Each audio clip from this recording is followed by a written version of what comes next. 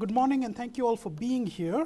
I'd like to begin by, of course, thanking Donald for introducing me to IAFOR, and to Dr. Joe Haldane for inviting me, and to the organizing committee as well, and to the wonderful staff, especially Mariko Iguri, Kiyoshi Mana, and Christy Wong, with whom I had direct correspondence, but I'm sure there were other people behind the scenes who also helped make it happen. So to all of you, I am very grateful. I am delighted to be here. This is my first trip to Japan, and I do hope I will take in some of the various pleasures that Joe has outlined for us. I've already begun to take some of them in. But I think I will speak for about 30 minutes, 35 minutes. That might still leave us a few minutes for conversation. I'm going to be speaking on things that I know a little bit about, but I'm not necessarily an expert in. And there will be many amongst you here who will have a lot more to offer. So I give you my comments in the spirit of a conversation starter rather than as an authoritative statement of belief. Oh, good, we've got plenty of water here. I need that. Just a quote from Donna Haraway to begin our discussion. The quote is, "Right now, the earth is full of refugees, human and not, without refuge." I'll just let that hang there and begin my talk. In Sea of Poppies, the opening novel of Amitav Ghosh's Ibis trilogy, Diti, a peasant woman from Ghazipur, India, having signed on as an indentured laborer, is on board a ship headed to Mauritius.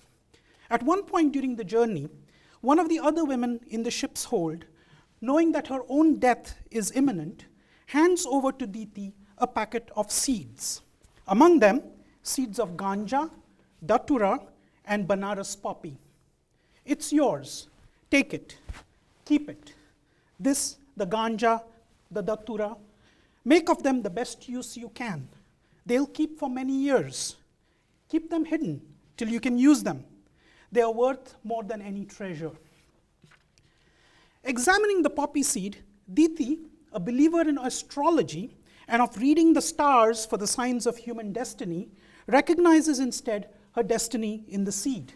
Quote, "She looked at the seed as if she had never seen one before, and suddenly she knew that it was not the planet above that governed her life. It was this minuscule orb, at once bountiful and all-devouring, merciful and destructive, sustaining and vengeful. Indeed, it is Poppy that has hitherto underwritten the main thrust of her life story.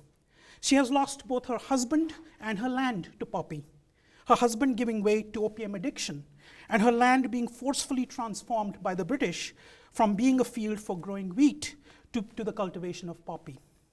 Her hut, which in years past would have been rethatched with wheat straw, is now left without repair. Her husband has left her to pay off his debts, and she's reduced to poverty. Not formally schooled and unable to read, Diti puts her a thumb impression on a loan from an unscrupulous moneylender, a transaction which in effect leads to the physical loss of her land. Resisting her brother-in-law's unwanted sexual advances, Diti decides to commit sati on her husband's funeral pyre, an act from which she is dramatically rescued by a fellow subaltern, Kalua, whom she will later marry. The ecological damage caused by the transition to poppy cultivation, and the resultant loss of food security is palpable to Diti, not only in her own village, but in places that she travels through on her flight from her past. She wonders, as she examines the changed landscape, what the farmers, quote, would eat in the months ahead. Where were the vegetables, the grains? She had only to look around to know that here, as in the village she had left, everyone's land was in hock to the agents of the opium factory. Every farmer had been served with a contract, the fulfilling of which left them with no option but to strew their land with poppies. And now, with the harvest over and little grain at home, they would have to plunge still deeper into debt to feed their families. It is such dire circumstances, resulting directly from the prescriptions of the British East India Company, that led many to sign on to the Girmitiya, or indentured labor, contracts in the plantation societies of Mauritius and the West Indies.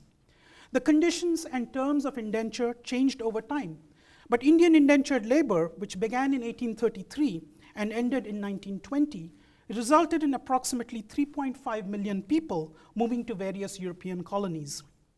The migrations that have followed since, in the latter half of the 20th century and in our own, have been caused by many factors, both push and pull, as human geographers will tell us, amongst them political strife, drought, and famine, but also the ability to tap into networks of those who have previously migrated, and the promise of economic opportunity and upward mobility. Among the many factors that prompt migration, of increasing significance today are environmental pressures, ecology, and climate change, and it is to these matters that I would like to pay some attention today. The theme of our conference is Global Realities, Precarious Survival and Belonging. And we've been asked by the organizers to consider the ongoing refugee crisis in Europe and the ways in which this crisis is related to a rise in racism, radical nationalisms, terrorism, infringement of human rights, and rising poverty levels. We gather today almost 2 decades after the signing of the Kyoto Protocol in our neighboring city, which, despite its challenges in implementation, was at least a preliminary coming to terms with the effects of greenhouse gas emissions and global warming. Though the debates around climate change have continued, and though climate change deniers, despite the preponderance of evidence, scientific evidence otherwise, continue to make themselves heard, the vast majority of observers today are persuaded that climate change is real and is something that needs concerted reckoning. To reckon with climate change is to be better able to imagine it, to represent it. Are our art forms, our literary forms, our theoretical frames of reference, and indeed the legacy of Enlightenment humanism, which continues to inform our debates, or at least to go back to what Joe said earlier, at least our debates in the Euro-American Academy that I inhabit, right, adequate to the task. Disasters such as tsunamis, earthquakes, and hurricanes lend themselves to spectacular representations of victims that may interpolate the empathy of viewers. But what about the less spectacular, ongoing ecological damage that can lead to equally precarious conditions? In his pioneering study, Slow Violence and the Environmentalism of the Poor, Rob Nixon drew our attention to the slow violence of environmental and ecological degradation. Quote, "By slow violence, I mean," he writes, "a violence that occurs gradually and out of sight, a violence of delayed destruction that is dispersed across time and space, and attritional violence that is typically not viewed as violence at all. Such violence challenges our representational registers and thus also our ability to engage with it, to expose it, and to work towards a politics of environmental social justice." In a similar vein, in his recent study, The Great Derangement, Climate Change and the Unthinkable, Amitav Ghosh charts out some of the challenges confronting contemporary writers, noting that fiction that deals with climate change is almost by definition not of the kind that is taken seriously by serious literary journals. Ghosh points out that dominant literary forms such as realism emerged in precisely that period when the accumulation of carbon in the atmosphere was rewriting the destiny of the Earth. Furthermore, the desires that such literature inculcated in its readers were desires for lifestyles that may well be unsustainable on a global scale. For Ghosh, the key frames of reference for understanding our current ecological plight are the history of European empire and the central role of Asia. If the history of European colonialism is the history of uneven global development, the post-Second World War history of Asia and the unprecedented speed of its ongoing embrace of modernity has resulted in Asia becoming both a key agent and a particularly precarious victim of climate change. In contrast to critics who underscore the role of capitalism in the story of climate change, Ghosh insists that, quote, "the imperatives of capital and empire have often pushed in opposite directions, sometimes producing counterintuitive results. So, for instance, he shows how the desire to acquire raw materials from the colonies for industrial production in the metropole resulted in colonial policies that actively curtailed early industrialization in the colonies. Empire may, in this sense, have delayed the processes of climate change, which after the Second World War and the movement towards decolonization were unleashed in the East in full force. In addition to the challenge of representation, is the challenge posed by climate change to critical thought itself. In a series of thought-provoking essays, Dipesh Chakrabarty has argued that historically emancipatory thought, whether that be on behalf of women, the racially marginalized, the economically disadvantaged, the former colonies, gay and lesbian sexualities, and so on, has assumed a rights-bearing subject. The model has been one of ensuring that those who have been left outside the orbit of modernity have the same access to fundamental rights as others. When we consider the agency of humans in climate change, however, we are called to understand our role not as rights-bearing subjects, but as a planetary species that has turned into a geological force. It is our collective behavior, our collective actions as a species that we are being asked to consider as we think ahead to the challenges that climate change poses for us. These two ways of imagining the human are not just matters of a difference in scale, they also point us in different directions.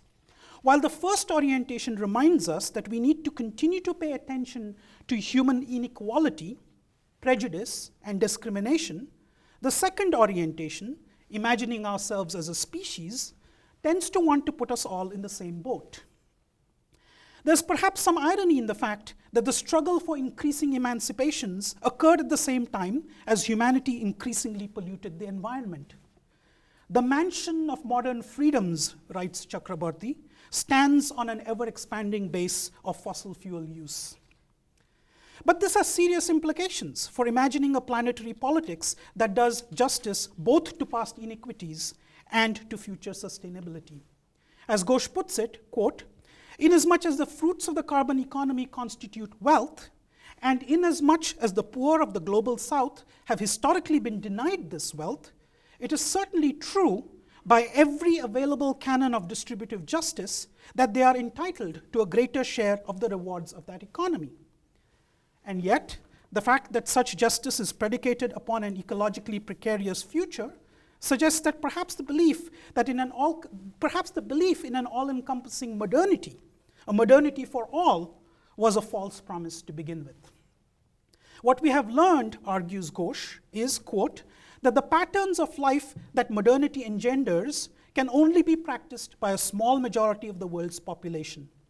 Asia's historical experience demonstrates that our planet will not allow these patterns of living to be adopted by every human being. Every family in the world cannot have 2 cars, a washing machine, and a refrigerator, not because of technical or economic limitations, but because humanity would asphyxiate in the process," end quote.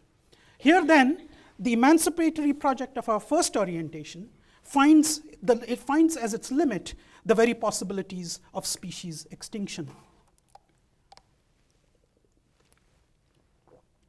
How then are we to calibrate our sense of justice to those around us who may find themselves in precarious conditions? What is our responsibility to those who may knock on our doors and seek refuge? How might we imagine unconditional hospitality as a gesture not only towards those who seek political refuge, but also those affected by the climactic changes in their home environments appeal to us as members of the same human species? The recent images of gassed Syrian children, or that of Alan Kurdi, the 3-year-old Syrian boy whose body surfaced on a beach in Turkey, have compelled our attention to the horrific plight of the victims of the war. But such spectacular violence belies earlier forms of precarity that we might agree at least partially led to the crisis. In a report released in October 2016, the German Climate Diplomacy Group, in collaboration with the Federal Foreign Office of Germany, concluded that while drought was not the only cause of the civil war, it played a significant role in the developing conflict. According to this report, by 2007, Syria's water consumption had exceeded the rate of replenishment by more than 20%. Syria's water system was thus vulnerable when a 5-year drought hit the country in 2007. It was the worst long-term drought since the beginning of historic records, and its impact on the livelihoods of many farmers and herders were devastating. Absence of rain, overuse of groundwater, and dam projects in Turkey further decreased water availability.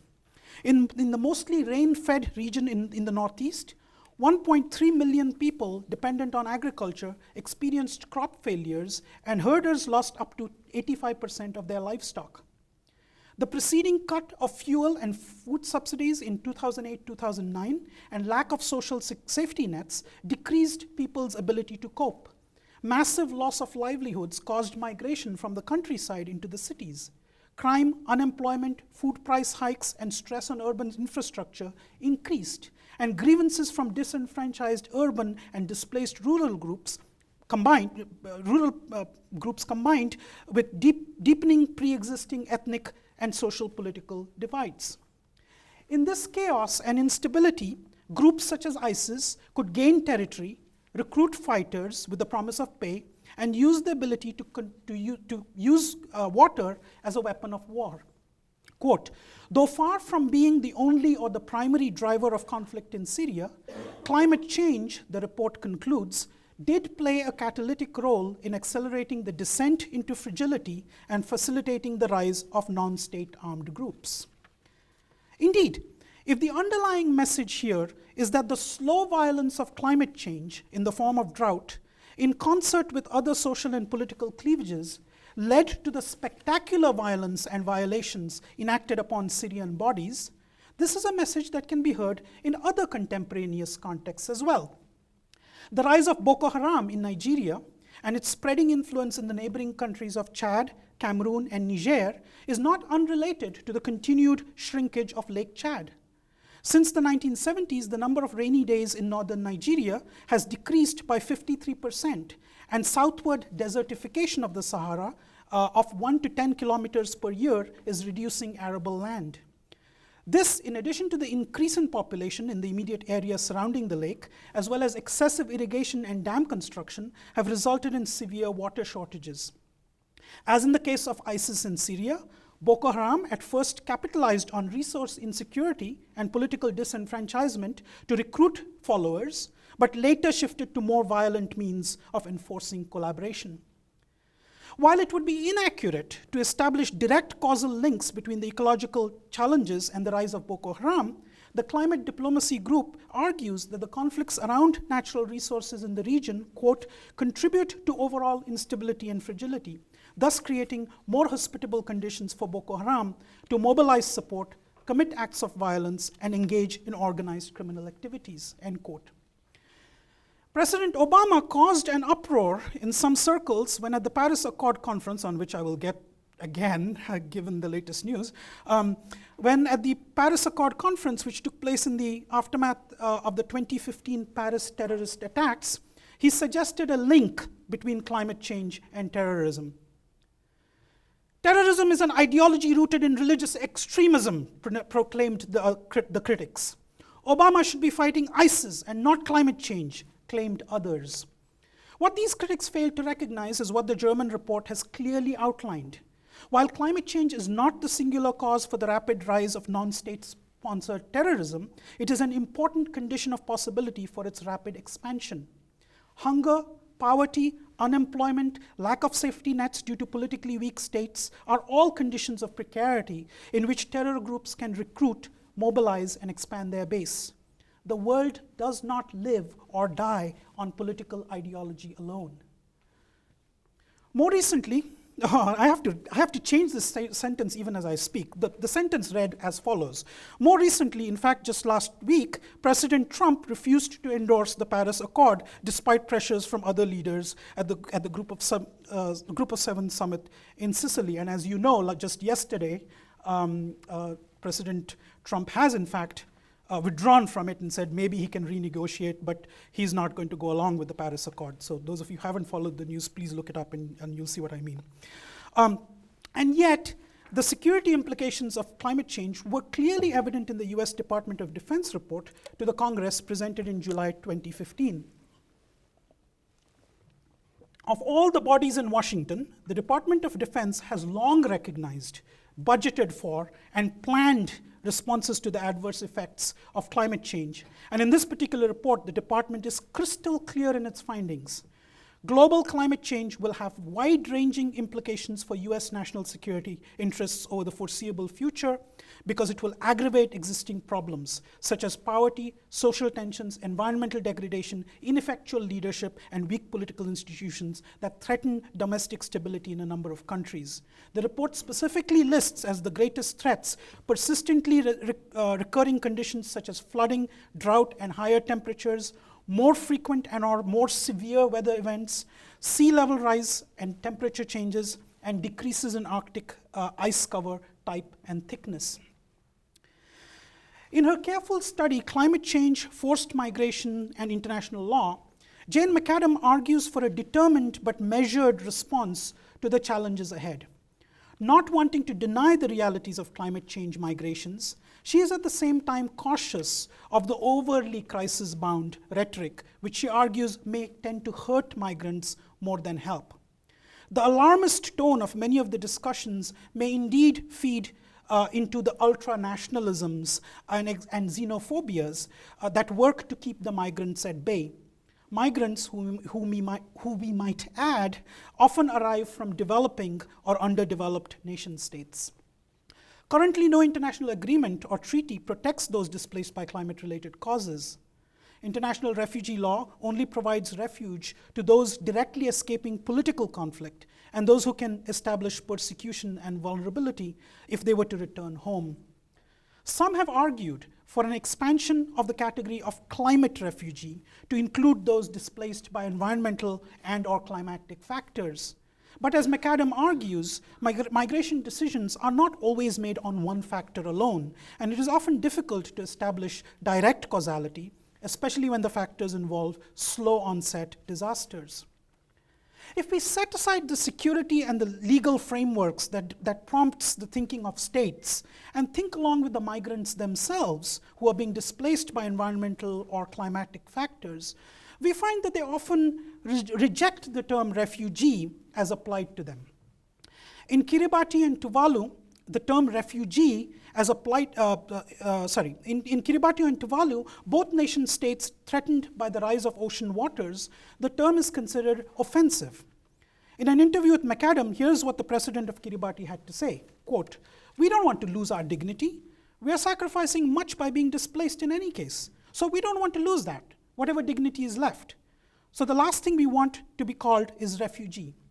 We are going to be given as a matter of right something that we deserve because they've taken away what we have," end quote. The president's claim here echoes a debate that took place in the aftermath of Hurricane Katrina, my own first-hand experience with a hurricane-induced displacement. Katrina, whose intensity many scientists now believe was augmented because of global warming, led to the displacement of over 400,000 people from the New Orleans metropolitan area alone. As my family and I evacuated from New Orleans and settled into Austin, Texas, we monitored the media reports that flooded us with images of our fellow citizens destitute on rooftops or yet to be evacuated from the New Orleans Superdome. The world at large was shocked by these images for the most part, though certainly not exclusively, of lower income African Americans who, often without prior means of evacuation, had been left to fend for themselves. Media references to the displaced of Katrina as refugees angered many in the African American community. "It is racist to call American citizens refugees," said Reverend Jesse Jackson, and his sentiments were shared not only by members of the Congressional Black Caucus, but by many of the displaced themselves. "I can't stand people calling me a refugee. I'm an American, and I love America," claimed one such person displaced by the hurricane. This reluctance to be labeled refugees on both the part of the president of Kiribati and of the displaced of Katrina speak to the associations of helplessness and victimhood that the term invokes. But it also speaks to an insistence that their plight be clearly understood within an already existing social contract and not as a gesture of charity or generosity. In the case of Kiribati, the people, as the president puts it, are, quote, again to repeat, going to be given as a matter of right, something that we deserve because they've taken away what we have. A right for compensation rather than a plea of charity. Those responsible for releasing large amounts of greenhouse gases and for global warming, the logic goes, owe the people of Kiribati reparations in the form, perhaps, of new inhabitable lands. Likewise, the appeal to citizenship as an essential social contract on the part of the displaced of Katrina is a rejection of any suggestion of second-class citizenship. Ironically, some of those who originally used the term refugee to describe the victims of Katrina did so precisely to point to the less than adequate safety nets that the US government at both federal and state levels had provided these inner city citizens for decades. They had been ignored, left out of the alleged American dream, as though their lives did not matter, as though they were really not like us. But there may also have been other reasons why the term refugee came so naturally. For many, both within the United States as well as abroad, the exposure to the stark poverty in the midst of one of the richest countries in the world was a shock. For a country that repeatedly told itself that it takes care of its own, the only way that such individuals could be read was as refugees from a foreign country. In such a context, President Bush's statement that, quote, now we're going to try and comfort people in that part of the world, to refer to New Orleans and the Gulf Coast, would only have bolstered this image of the New Orleanian as a foreigner. Regardless of whether or not Katrina was just an oddity or was instead directly affected by the factors that have caused global warming and climate change, the EPA in August 2016 released a report that warns of the challenges that lie ahead. In recent decades, Louisiana has been losing 25 square miles of land each year due to sinking land and human activities. Because of the elaborate levee system built around the Mississippi, natural land growth through the buildup of sediment has been thwarted. This, along with the projected sea level rise, will mean significant loss of coastal land. The EPA report also notes that the area is becoming even more vulnerable to both coastal as well as inland flooding. The rising sea level and higher temperatures are a threat not only to human populations, but also to fisheries. The coastal wetlands that are being lost are the breeding grounds for almost 75% of the state's fisheries. In addition to lowering the levels of oxygen in the water due to higher temperatures, a separate concern has been the development of a dead zone in the Gulf of Mexico, resulting from the nutrients, especially phosphorus and nitrogen, from lawns, sewage treatment plants, and farmlands, which come down the Mississippi River. And this is not a problem that is limited to the Gulf of Mexico. The Mississippi Gulf shares these vulnerabilities with the Bay of Bengal. As Sunil Amrit reminds us, the rivers that flow into the bay are in dire health. The excess of nutrients that flows through the rivers, most damaging is the nitrogen and from the agricultural fertilizer runoff and from vehicle and factory exhausts, creates dead zones starved of oxygen, even in the Bay of Bengal. Here too, the impact is not only on the human inhabitants of the coastal areas, but also on its flora and fauna. As these ecological changes continue to take place, they will increasingly affect the lives and well-being of those who live in vulnerable environments. Some will be forced to relocate domestically. Others will seek opportunities internationally. While no current legal regime dictates the plight of such migrants, we must find ethical ways of engaging and embracing them. Those who arrive at our shores in order to escape drought or desertification surely deserve our sympathy as much as those who escape political persecution. Indeed, insofar as their plight is the result of greenhouse-induced global warming, they may have an even larger claim to make on our obligations to them. Here, as in the case of the Katrina evacuees, we may be better served by casting our obligations as forms of reparative justice rather than as acts of charity. But this is an argument that will need to be persuasively made, since it is by no means clear that it is either the current wisdom on the streets or in any ways one of consensus among political thinkers and policymakers.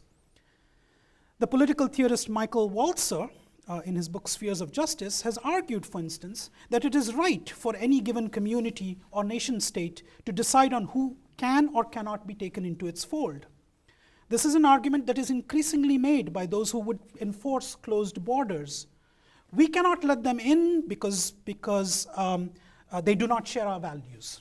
Or even more explicitly, we cannot let them in because there may be terrorists among them. It is in the light of such arguments and rhetoric that it is well worth remembering, along with Paul Gilroy, that much of the current anxieties about refugees are continuous with a long-standing fear of racialized, darker bodies. Here again, while the discourse of the Anthropocene invites us to think of ourselves as an agential species, we cannot at the same time forget that the struggle for recognition, for being seen as fully human, continues among those who have been historically racialized as inferior, primitive, not quite human. In case anyone has any doubts about the ongoing rhetorical dehumanization of refugees, we may call on the British columnist Katie Hopkins, who in 2015 suggested using gunships against the migrants in the Mediterranean, calling the migrants cockroaches. I want to end by going back to the character of Diti, her dispossession from Ghazipur, resulting both from an oppressive patriarchy, as characterized by her brother-in-law, and from the economic destitution caused by colonially enforced production of opium. 2 centuries later, Fariba Nawa, a journalist of Afghan origin, but who was raised in the United States, went back to Afghanistan to report on the war in the aftermath of 9/11. In her book, Opium Nation, Child Brides, Drug Lords, and One Woman's Journey Through Afghanistan, Nawa presents an intimate picture of the many ways in which the production, distribution, ingestion, and eradication of opium affects the lives of a great number of Afghans. Opium, she writes, quote, is everywhere, in the addict beggars on the streets, in the poppies planted in home gardens, in the opium widows hidden from drug lords in their neighbors' homes, in the hushed conversations of drug dealers in shops, in the unmarked graves in cemeteries, and in the drug lords' garish opium mansions, looming among the brick shacks and mounds of dust. Once again, we see as the narrative unfolds how various non-state actors with ties to terrorist networks mobilize the drug trade to finance their operations. Among all the individuals whom Nawa introduces, 2 figures haunt my own reading of the text. The first is Daria, the 12-year-old daughter of a narcotics dealer who gives her, his daughter, as a child bride to a drug lord to settle his opium debt. Daria resists going with the man for a few years, but ultimately succumbs to family pressure. Around the same age as Diti, when she is herself married, Daria too is caught in an oppressive patriarchal system that is enmeshed in the opium trade.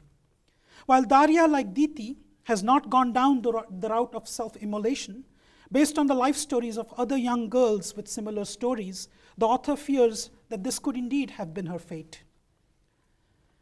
The second figure who haunts my imagination is Parveen, a poppy farmer and mother of 9, who lives in the remote province of Badakhshan. We meet her as she despairs and weeps over the loss of her poppies that have been subjected to the eradication campaign of the Afghan government. Sorry, just a second. Anticlimactic. I seem to have left one sheet of paper in here somewhere. My last sheet of paper. Oh, there we go. Sorry about that. You can cut and splice the video, I hope. All right, so here we go. Sorry. The second figure who haunts my imagination is Parveen, a poppy farmer and mother of 9 who lives in the remote province of Badakhshan. We meet her as she despairs and weeps over the loss of her poppies that have been subjected to the eradication campaign of the Afghan government. The eradication campaigns are erratic and likely affected by which authorities have been paid off. The women who depend on the growth of poppies often farm on rain-fed land. Since poppy is a plant that can withstand drought more than many others, it is a less risky crop than others to grow. Indeed, as one woman told UN surveyors in 2004, quote, "In fact, I should say that it is not an illicit crop, but rather a blessing.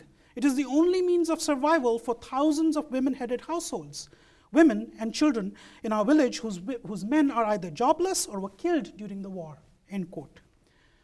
What we recognize in this claim is that eradication schemes must be alert to how the suppression of the drug may also at the same time disempower the most vulnerable.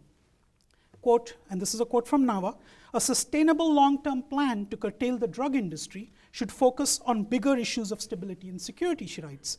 "Voluntary eradication should continue, and forced eradication should target the small number of wealthy landowners. Farmers should continue to receive alternative seeds," she says, "and fertilizer, but they should also have access to a fair and legal banking system." So with the story of Parveen and the other women who farm poppies in Afghanistan, we return to the scene on the ship with which I began, where a dying woman hands over to Diti seeds of ganja, datura, and poppy, telling her that they are an insurance for her future. "Make of them the best use you can. They'll keep for many years. Keep them hidden till you can use them. They are worth more than any treasure."